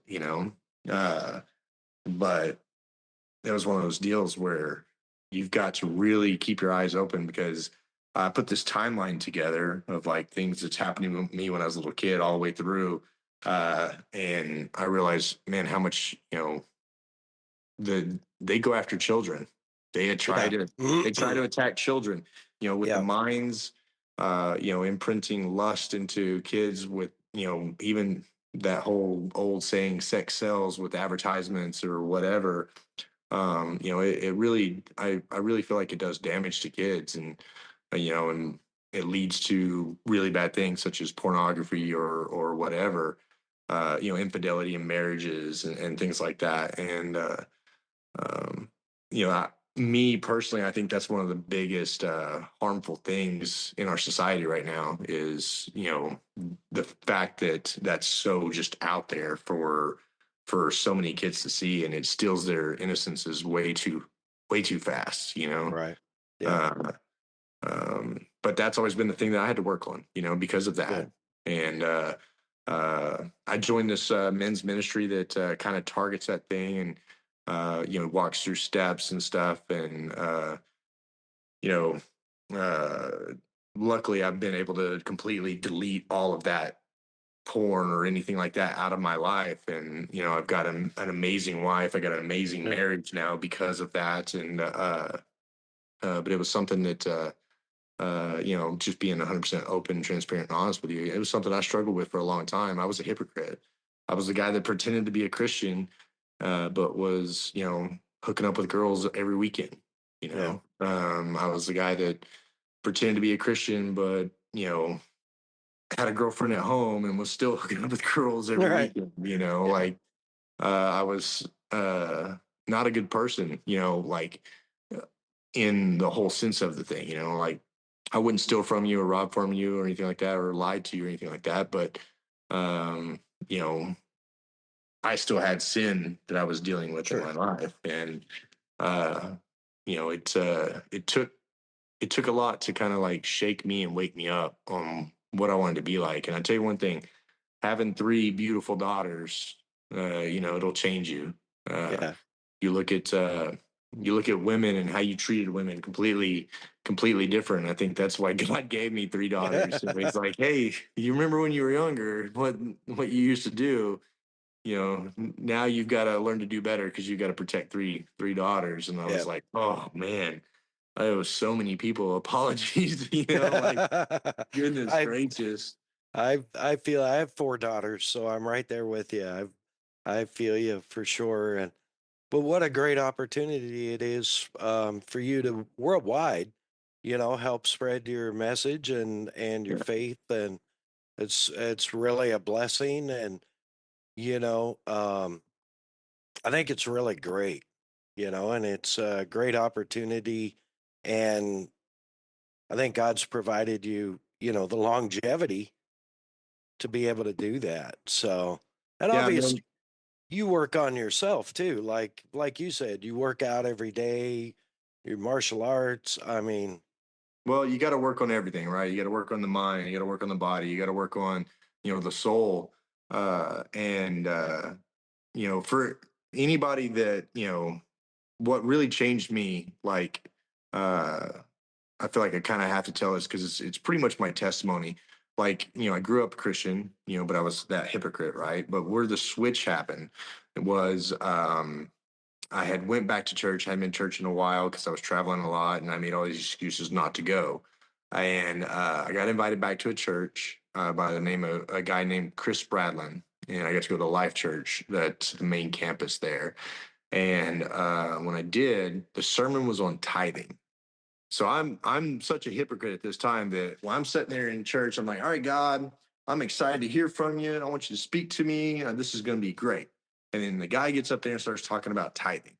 And I was literally like in the crowd rolling my eyes, like, oh, like this is like one of the craziest big churches I've ever seen. All these people are driving really nice cars. Like, I don't want to hear how this church needs my money. And I don't think this church needs my money. And I could kind of feel like the spiritual, the Holy Spirit thumping me on the back of the head, like, hey, you kind of need to listen to this. This is for you. And I was like, I started listening. And then he said, where your treasures are, your heart will follow. And that just rang true to me because I was like, God just showed me where my treasures were. At the time, I was only focused on two things: building big lifted show trucks for SEMA every year, and riding to motorcycles to hook up with girls. That was it. Like, that was what my life consisted of. And he showed me that like plain as day, and how what I was doing was wrong. And I was like, whoa. And I could tell God was telling me, you want your heart to be with me, try putting your finances with me and see what happens.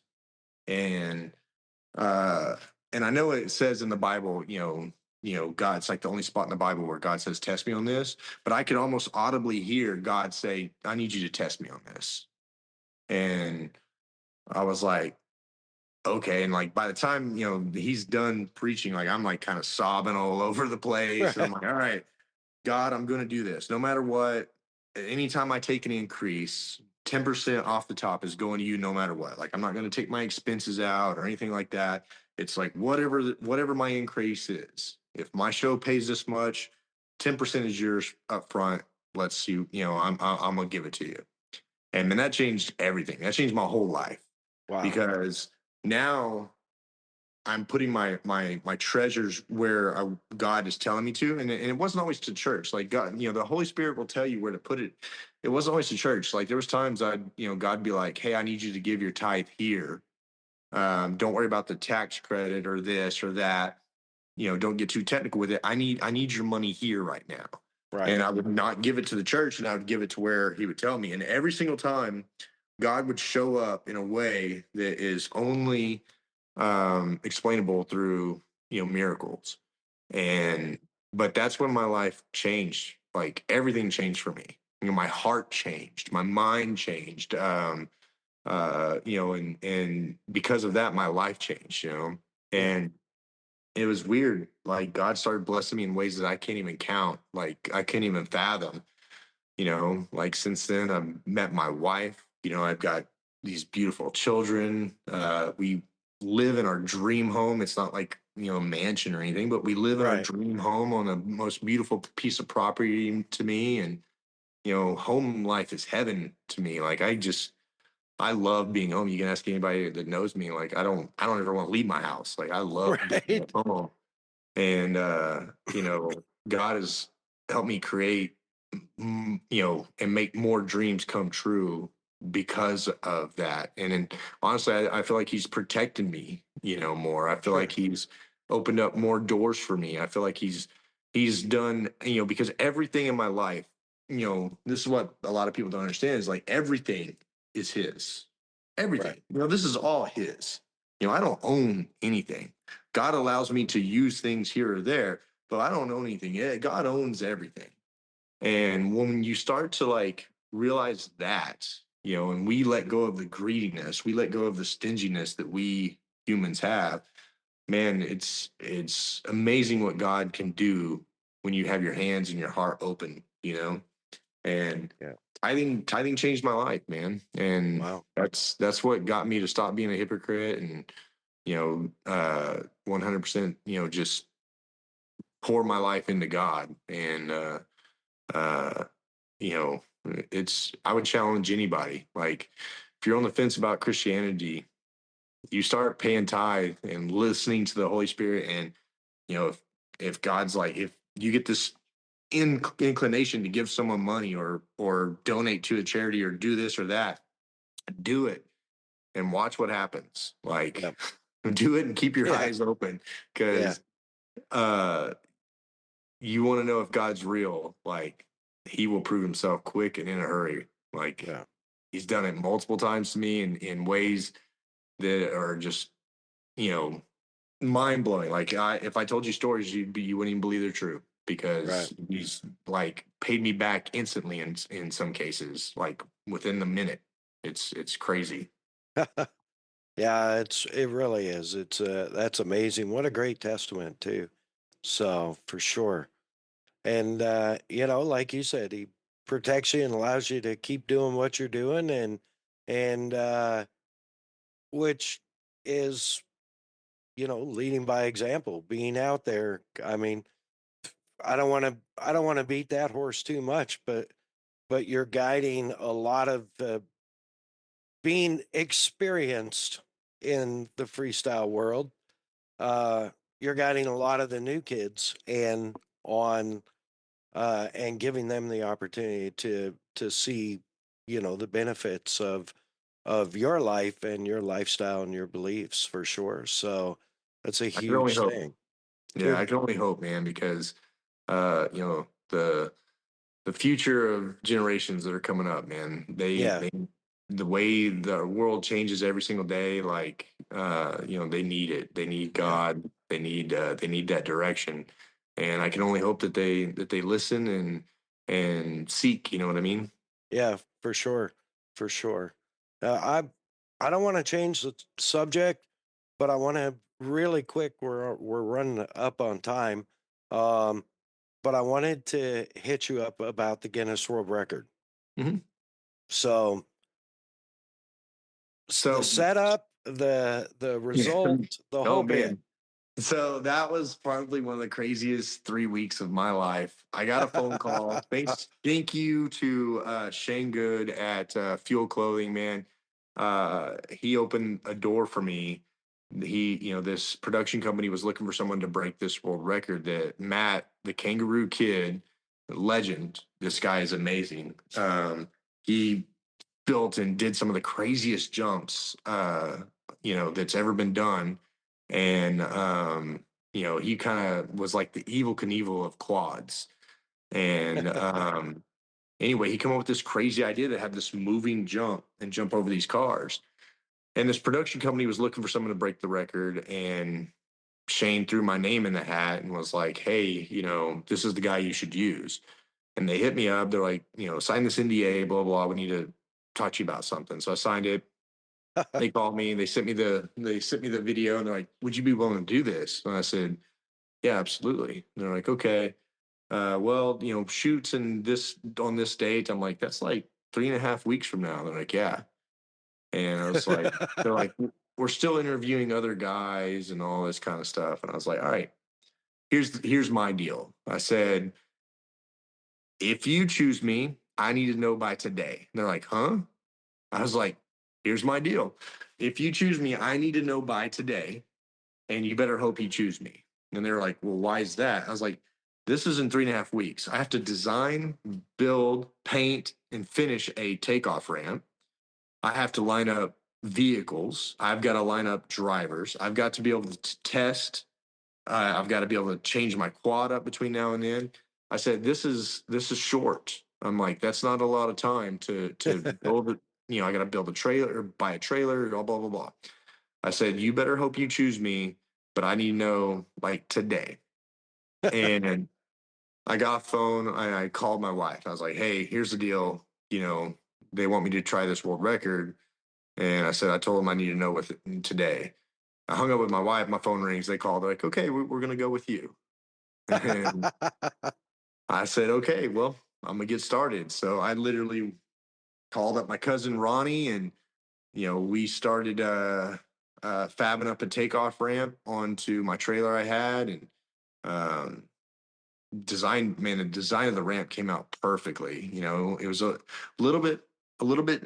I used Matt Kenga's, design that he had in his video, but I just kind of exaggerated it a little bit bigger, and then I designed it to jump 5 cars. You know, and then we got the ramp built. Moving, Yeah, moving we got, cars. yeah, they were moving, but we Yeah. got the ramp built, and I was towing it behind my truck, and I parked it out. I took it out on this road out by Weatherford, and I just parked it, sitting still. I was like, all right, let's test the ramp out. First jump over the truck, just the truck. So I'm only jumping like 25, 30 feet to flat ground because there's no Oh. landing. You know, there's no landing. You can't have a moving landing, right? So I jump at like 25, 30 feet, broke the quad. And I'm like, crap. So I ordered parts, fixed the quad, did it again, boom, broke the quad. And I'm like, all right, I'm out of time and I'm out of parts. Let's go to California. Off we go. We take some extra parts and stuff, and off to California we go. We get to California and we're on the airfield, and I was like, I want to test it over this truck again, and kind of get to feel for it, because at this point I've only gone off the ramp 2 times and it wasn't even moving. And I was like, I feel like we've got the quad in good shape. I was like, I'm gonna jump it again. So we had the truck sitting still right there, and I just jumped over the truck one time, broke the quad again. I'm Oh like, my. Oh no. this is not good. So luckily I had the part that it took to fix the quad, but now I'm completely out of parts, completely out of time. And I can't test it again. Like, it's gonna be all or nothing for the world record. Here we go. Oh. Yeah. You want to talk about nerve wracking? I'm pretty sure my wife chewed off all of her fingernails. And we did some testing, and then they were like, okay, the production company come over there. We had the whole airfield for about 2 or 3 days to ourselves to kind of like do some run tests. And at first I got my drivers practicing just pulling the ramp, and I'm like, okay, an emergency happens. Cars 1 and 3 go left, 2 and 4 go right. We're gonna make it where it's, if something happens, I crash in front of them, I don't get ran over. So I'm like, Right. it's like you guys are gonna split like the Shriners, and just Yeah, stop. yeah. And so we were practicing all of that, got everything dialed in. I had some really awesome drivers, that helped me out. Some really good friends, Scott Rain, Wade Roberts, uh, James Brooks. Um, oh, I'm completely brain farting. Oh, Patrick. And we get all that practice out, and then the production company comes over for filming. They're like, okay, we need you to hit the ramp right here. So as soon as the ramp crosses this line that's on the ground, that's when you need to jump it. Now, keep in mind, I've got to hit this thing 5th gear wide open, and that's moving. So I've got Right. to time it where I'm 5th gear wide open, and this all crosses just perfectly. It took me four times of just test passes, and I got it down perfectly. And they're like, okay, well, we've got all of our cameras set up, and we're ready to go when you are. So just let us know. They're like, we're going to go ahead and film though. I said, well, I'm not going to waste your film. Let's do it. And they're like, okay, well, if something doesn't go right, we can do it again. And I was like, hey, no, we can't. No, we can't. They're like, no, well, if you like pull off. I was like, oh yeah, I'm not pulling off. I said, we're sending it. So we fold the tail down, so now it's dragging on the ground, and we're heading down to the end of the runway. And I'm following the ramp, and we're all going down there to get in line. And I'm riding behind the ramp, and the ramp's down, and I roll up the ramp, and I just roll back down. And he's only doing probably 5-mile-an-hour dragging this thing, and I'm just kind of just getting what it felt like to come onto it while it was moving. Now, when he's doing the world record jump, he's got to be doing 30 kilometers an hour. So it's like almost 20 mile an hour. And man, I remember they sent it. They gave us the radio, said go. He took off. and he goes, and it's about a 45-second head start that I give them. And I want to tell you, man, that 45 seconds was like the longest 45 seconds ever. I'm just I watching this bet. trailer drive away with 4 cars in front of it, and it's just driving and dragging that trailer, and I'm just looking at it going off, and I'm like, all right, I got to hit that thing 5th gear, wide open, as fast as I can go. I don't know how it's going to launch. I'm hoping it don't endo me. I'm hoping it don't, loop me. I don't know what it's going to do, but I'm just going to hit it. And, you know, Oh man. I said my prayer, and man, it was like, as soon as it come time to go, I just started grabbing gears. Ah, yeah, yeah, yeah. And man, I went off of that thing, and as soon as I got onto the ramp, it was like I hit a NOS button or a turbo button or something, because I got on the ramp, and all of a sudden I was at the top part of my RPM, and all of a sudden it was like the bike grabbed another gear, because it was like, it just pulled really hard, and it kind of pulled me Wow. up the back, and when it did, it nosed up. So instantly I grab brake and climb up and level it out, and I end up going really, really high and really, really far. I To went exactly what I flat. designed. Yeah, I went exactly what I designed the ramp to do. Now we intended on having 5 cars, because I wanted to just crush the record where nobody was going to break the record again. But I had a contract issue with one of my drivers. So we had a pretty crazy contract we had to sign, and so I had to pull one of my drivers off, and we lost a car. Ah. So we only did 4 cars, which was still enough to break the record. But man, flew over that 4th car, and I was still going. Like, I was still going past that 4th car, and I braced for impact, landed, boom! It blew this hand off, hit, and dude, it destroyed this quad. Bent the rear axle, bent the foot pegs, bent the handlebars, bent Wow. all 4 wheels had a perfect flat spot on it. Now, to hold the record, you have to maintain control for at least 3 seconds. And so I hit, and I'm like, 3 seconds. And I had it, and it was just shaking like crazy. I put my hand up. I was like, yes. Didn't realize that time, but it ended up cracking my right wrist and pulled my shoulder out. Oh. And it was violent.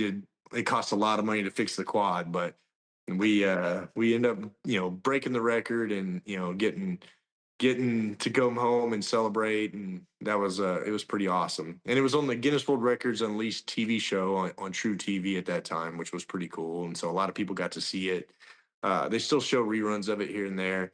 I get calls every once in a while, and someone's like, "Oh, dude, your world record's on TV," and that's pretty neat. But Wow. that I would say that video, the airplane video where jump over skip, and then the video of me jumping the house are probably my like 3 most famous videos. People are like, man, that's crazy. Are you the one that jumped your house, or are you the one that Yeah, I forgot jumped about this? that. Yeah, that was those are some fun videos. I'll have to get you some links so you can share them on here. Yeah, we definitely will. For sure. Text them to me, and we'll get them up there. So, man, that's what a dude.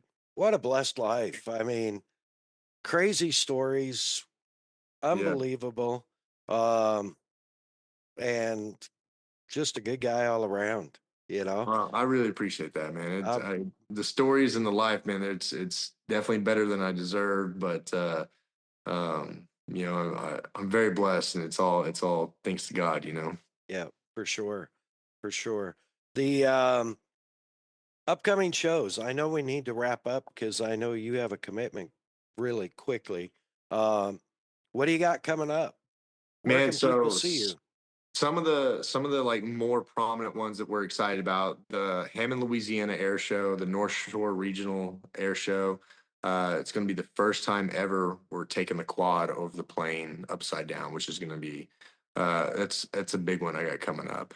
And We've when also is got that? another that is in October, I believe. I'll Okay. try and get you those dates. Man, I wish I'd known, because literally I'm talking to you on my phone, and my schedule's on that thing, so I can't really pull it up and see it. We've got that. We've got another air show in I believe it's called the Quad City Air Show. We're going to be jumping over Skip. It'll be on the motorcycle. We've got uh, I'm going to be doing the rodeo in Elk City, Oklahoma, which is right next to my hometown of Weatherford. I'm pretty excited about that one because I get to Yeah. see a lot of old friends and family there. Oh, Because your hometown crowd. yeah, I moved Yeah. away from Weatherford, about 10 years ago, and so anytime I get to go jump close to that town, it's really really cool. Those are some of the exciting ones that I've got coming up that I'm personally excited about. But we're just now kind of filling up the summer schedule, so I'm really hoping that we get some more fun shows this year that like we got to do last year. I really love staying right here in the middle of the country as much as possible. Right. And, that's just where my home is, and I it's where I like to be. And plus, makes my drive home a lot shorter, and I get to be home faster. But we're working on some faith-based shows, which we're excited about. I like to really do a lot of shows with Zero Gravity and Team Faith, and I'm really looking to do some of those shows that are going to be coming up. I think they're later on in the summer, and then now that I've got this, I have my own setup with my own sound system and everything like that, which we're we do a lot of little single churches, which I really love doing. Get to come out, share my testimony, ride, and we do question and answers with kids and stuff, which is always a good time. I love reaching out to youth groups. Anytime I can jump for a church and their youth groups, it's one of my favorite shows to do for sure. Awesome. Oh, one of the best ones coming up that I really enjoyed last year is the uh, birthplace of Route 66 in Springfield, Missouri. They do a really cool car show festival there, and we're going to be back there this year as well. And then, man, just some more monster truck shows, and hopefully some more arena crosses too. It's been a long time since we've been in the arena crosses, and I'd like to see that one come back around. Um, but man, there's no telling. There's no telling where God's going to take me next. Right. That's awesome, dude. That's busy, busy, busy. Yeah, always. Super. Yeah, that's rad. That's so cool. The so social media, where can Yeah, they find you on social media? it's pretty easy. So I'm mainly an Instagram guy. It's at Cody Elkins, just first and last name. Same as on Twitter or on Facebook. I believe it's at Cody Elkins 570. I believe that's on Facebook and Snap. I don't do TikTok. I limit myself to 30 minutes on social media per day. So It's probably really smart. if I don't respond right away, that's the reason why I probably ran out. Like my phone just boots me off, and I'm like, ran out of time today on that. So that's just one of the ways I try and keep my focus on where on the important things in life. Yeah. So but I do try and post some schedule stuff, some cool videos when I get them, things like that. As far as my sponsors goes, my sponsors know me. I'm better in person than I am on social media anyway. Right. I'm the guy that's always trying to show off the system in my truck or Yeah. my Indian motorcycle or whatever it is. So most of my sponsors, they don't really sponsor me for my social media side of things. They sponsor me for my face-to-face side of things, just because that's where I feel like I represent best anyway. But I think social media is a great tool, but I think it can be a huge distraction for some as well. For sure. Absolutely. And speaking of sponsors, let's hit your sponsors while we're at it so we don't forget. Man, 100%. Obviously, Kicker. Right? Kicker has been with me since day one of freestyle, pretty much. I think it was my third show that I got to ride and meet someone from Kicker, and they're like, "Why are you from Oklahoma doing what you're doing and you're not riding for us?" I'm like, "I think that's a great question." So, um, old Herb Kane back in the day got me hooked up with Kicker back then, and it's been 23 years of riding with Kicker. I've had a system in almost every one of my trucks, and I'm staring right behind the camera here. I've got my PA system there. I've got a Bluetooth, my Bullfrogs right over there behind my bike, and I love their products. I think they're hands down one of the best companies in the world to be a part of. And you know, along with Fuel Clothing, man, that guy, same 23 years now with Fuel Wow. Clothing. And then one of my newer sponsors, Indian Motorcycles of Oklahoma City. Great family ran business over there. Those guys are just amazing. And I think they have one of the coolest shops, like Indian shops, because I've been all over the country and I go in Indian shops all the time. Yeah. Man, I think they just have one of the most iconic looking Indian motorcycle shops because it's downtown Oklahoma City, right there, like in an old building. It screams Indian. Like everything about Right. it, it's such a cool place and ran by such cool people.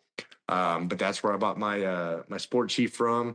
Toyo Tires, man, I've been with those guys for almost 20 years. They're always on all my trucks and trailers and everything else. I think those guys are amazing to work with. And also, Synergy Motorworks out of Tulsa.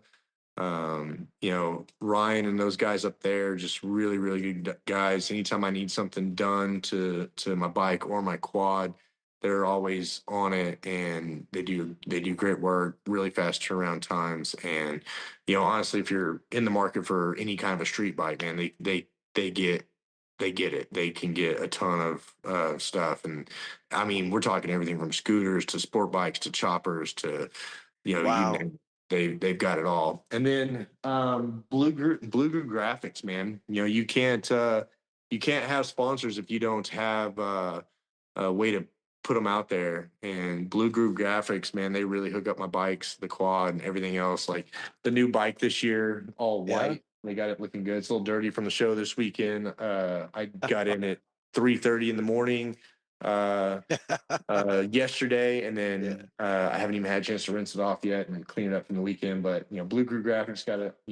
Everything looking really, really clean on there. I'm very happy with the way it turned out this year. They got, and then Yearwood Designs got my truck and trailer graphics all done out of Shawnee or Tecumseh. Those guys, Mark over there, he does an amazing job with all my trailers and trucks. Anytime I need the big graphics done like that, Yeah. where I can get up to Blue Groove to do something, Blue Groove handles all the bikes, and Mark, he handles all the trucks and trailers. But I couldn't do it without any of those sponsors, honestly. Freestyle, it's a really cool sport, but it's not like a huge paying sport, and Right. it doesn't take a genius to be in it long, where you're like, wait, you're risking your life for what, $2,500, $3,000 every Yeah. weekend. Like, that doesn't seem, you get hurt once and you're in the hole for the whole year. Yeah. It's that just doesn't make sense. So it's not a big pain, it's not a big paying job, but you got to have a love for it, a passion for it, and you got to treat it like a business, and then live below your means, and you got to have good companies like these guys. If you want to have some of the other things to go with it, to tires for your trucks that we wear them out. Oh yeah. We're probably gonna put 60,000 miles on that truck this year. So Mhm. we're gonna go through tires. Same with the graphics, the bikes, and all the stuff. And Yep. you can't do it without sponsors. No, no, for sure. And that's why we always want to make sure and get their names out there. The people and companies that help you do what you do, and you know maintain all your visual presence also, right? Yeah, So the yeah. Like looks everybody, and all of that. yeah, everybody knows me for having the big lifted truck. So I'm gonna Yeah. pan my camera around here real quick. So right there on the wall behind me, you can see all the plaques. Those Those are are, from the magazine spreads, from some of yep. the SEMA trucks. And then here we've got the Indian and the Nice. quad and all that Yeah. stuff. But yeah, everybody has known me for years for having the big lifted trucks. Yep. So I feel like if I don't have one and I show up, everybody's like, "Are you even here?" So Is he broken? right, yeah. What's wrong? Yeah, What's wrong yeah. with you? Like, are you really getting old? And I've kind of tamed the truck down a little bit. The new Yeah. ride, it's only lifted about 6 inches on 38s, and it's got a very good off-road look to it. But I feel like the truck and the trailer, it's a total package. And people, when they hire me for shows, they know that they're going to get a good, clean looking show, both rolling in, rolling out, setting up. It's going to look good all together. Yeah, for sure. And on the Toyo Tire side, that best in the desert right there. And I believe the hat is right somewhere on that Yep. shelf. I did a job for Toyo Tires Japan where I was able to crew one of their celebrity Japanese drivers in a Polaris Razor for the Vegas to Reno desert race. So they Awesome. had two drivers, and I was did a bunch of the pit strategy and fueling the cars, which that's a whole nother deal. But yeah, they were very supportive, really cool, and extra shout out to Toyo Tires because I have a Vegas to Reno winter finishing pin from one of the drivers. The other one didn't finish, but it's extra pump there. So, and of That's course, awesome. kicker is kicker. Everybody that's listened to any of our 109 episodes now knows, I'm always grateful for our kicker family, and they're just great company. So, Absolutely. And a with that, Christian-based company. absolutely faith-based family for sure. Um, special shout outs. Man, honestly, just my family. One, my parents for making all the sacrifices that they made to help me develop the bike skills I need to make. And because of those sacrifices, I've gotten to live, my dream. I think we owe a lot to our parents. I know some people didn't get to the upbringing that I did, but I'm very blessed to have the parents that I've had. And, my wife for sticking by my crazy side through all of the nail biting situations I put her through. She's my best friend, and she's Yeah. amazing to still support me. Both on and off the bike. She's absolutely, godsend. And then my kiddos, I love those kids. And Darren is now 20, and Chamber is 8, and Chevelle's 7. So they're Wow, all getting big, and my heart's full with that whole family. that's awesome. That's yeah, dude. You have a great family. You have a great wife. Um, man, I guess we need to wrap up. Whew, it's getting late your time. Cody, thank you so much. Appreciate it. Thanks for going overtime with us. Uh, thank you for your example, your testimony. Really appreciate you being on here. God bless you, brother. Thank you so much for having me, man. It's been an honor. Uh, I love, I can't wait till I get back out there and get to hang out again. Yeah, same. I feel like we went from seeing each other almost every weekend to like hadn't seen each other in a long time. So it's time to get Yeah. back together. Yeah, absolutely, brother. Thank you. Thank you. Appreciate you. Have a great night. Yep. You too, guys. Thank you. You bet. See ya. See ya. Man, oh man. What an episode. What a great guy. What an example. Just so grateful for our friendship and so grateful. I mean, you know, the amazing places that freestyle has taken Cody, right? It's just crazy, Oh man, makes me want to hit the ramps right now. right? Not even kidding. Well, I know we've had another long episode here. Great stories. Super grateful for Cody and Cole. And of course, Kicker Performance Audio. You can find them online, kicker.com, on Instagram at Kicker Audio, on Facebook, Kicker, and live on their TV show every other Tuesday night, 7:30 Central, on Facebook and their YouTube channel. There's Bomber Eyewear, Bomber Safety Eyewear, Bomber Badass Eyewear, Bomber Floating Eyewear. You can find them online, bombereyewear.com, where you can check out over 40 styles of awesome frames, all different colors. Don't even know how many lens combinations. You can get them in safety lens, you can get them in polarized, you can get them in mirrored polarized safety lens. And when you find those perfect glasses and get to the checkout at bombereyewear.com, enter the code MAddOG20, MAddOG 20. Let them know Mad Dog sent you. They'll take care of you. Of course, Assault UTV, Assault Industries, premium off-road accessories. Everything from tools to gear to UTV and ATV accessories. Check them out. Assault Industries. That is assaultind.com or on Instagram at AssaultUTV. The Premix Podcast. Check out everything Cole's up to at the Premix Podcast on Instagram. That's the at symbol ThePremixPodcast. Slide into his DMs, drop him a message, get him booked for announcing or photography needs at your desert race. That's at the Premix Podcast. Of course, Shutter and Whirl, handling all of our video, audio production, all the final production, making everything really nice for you to listen to, or as nice as possible, considering the sources.